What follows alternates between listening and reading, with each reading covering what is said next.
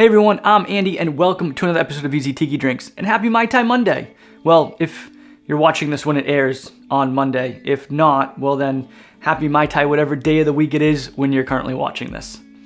Anyway, today on the channel we're going to be taking a look at, well, a Mai Tai, specifically a specific blend of rums in a Mai Tai. One that was made popular by Jeff the Beachbum Berry, what we're calling the Beachbum Blend Mai Tai. So, let's do this. So I have talked at length on this channel about the Mai Tai and the fact that it was originally used with a 17-year-old Wray & Nephew rum. And I've also talked about the fact that people have been trying for ages to replicate that flavor profile. In fact, the Mai Tai actually went through multiple iterations throughout its time at Trader Vic's. And today we're going to be taking a look at a Mai Tai that aims to replicate a flavor profile of one of those iterations that came about 10 years after the original 17-year-old Wray & Nephew ran out. So, let's take a look at what we're going to need to build this Mai Tai. First, we're going to need an aged Jamaican rum. We're going to need an aged rum agricole. We're going to need an orange Curacao, Orgeat, Demerara syrup, and lime juice. The aged Jamaican rum I'm using is Appleton 12. The aged rum agricole is Clement VSOP. The orange Curacao is dry Curacao by Pierre Ferrand. The Orgeat and Demerara are homemade, and the lime juice is fresh squeezed. Let's rearrange this.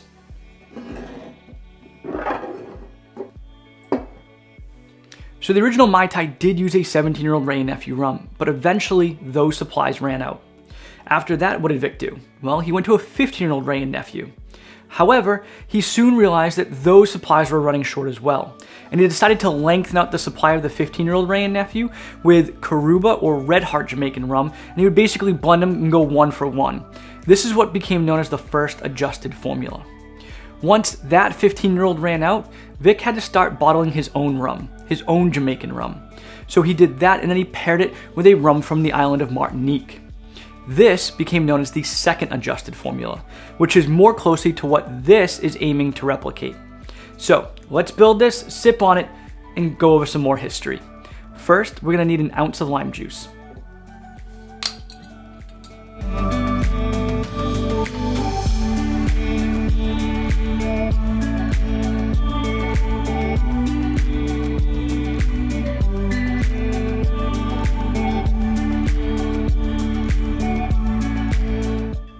Quarter ounce of our Demerara syrup.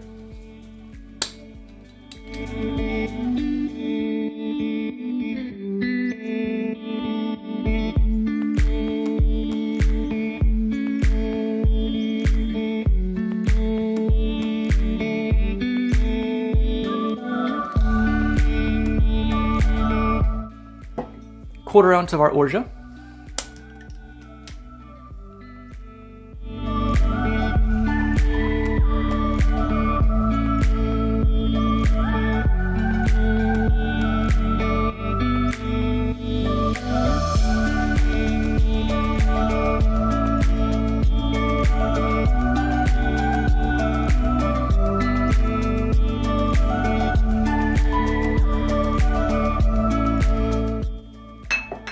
Half an ounce of our orange liqueur.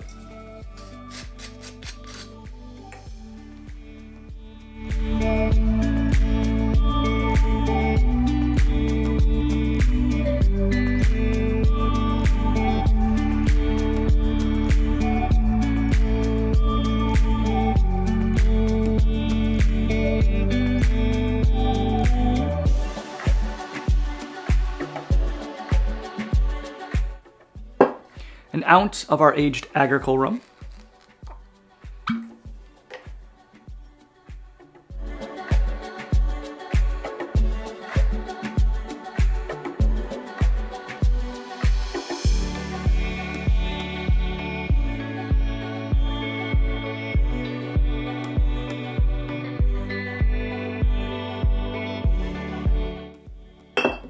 And a full ounce of our aged Jamaican rum.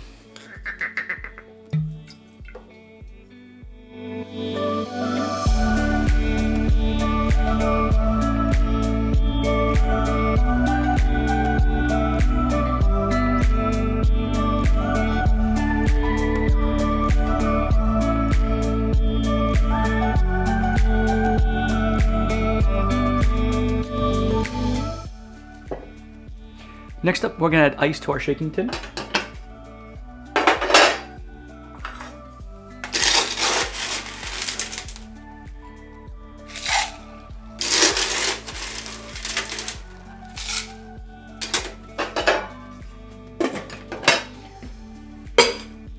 Give it a nice little whack and whip shake for about 5 to 8 seconds.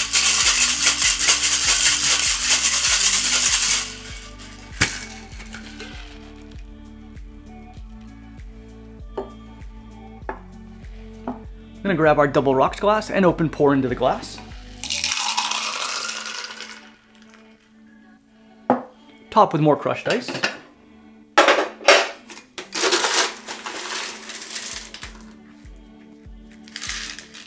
Then we're gonna garnish with some mint.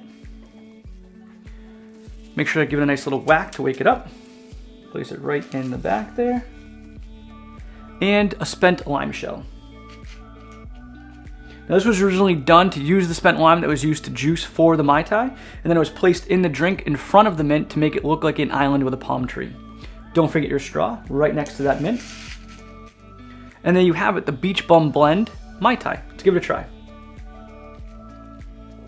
That is a super smooth, easy to drink, rich cocktail. Now, why do I call it the Beachbum Blend Mai Tai? Well, that's because this blend of rums, specifically the Appleton 12 and the Clement VSOP, were made popular by Jeff the Beachbum Berry, the archaeologist of Tiki, as you would have it. Actually, I don't know if he uses this exact recipe at his restaurant, Latitude 29 in New Orleans. If you do know, please drop it in the comments below, because I'd love to hear if he actually uses this as a Latitude 29, or if this was just kind of the blend that he popularized and said, this is the closest thing we have to the traditional Mai Tai nowadays, which in fact may not be true.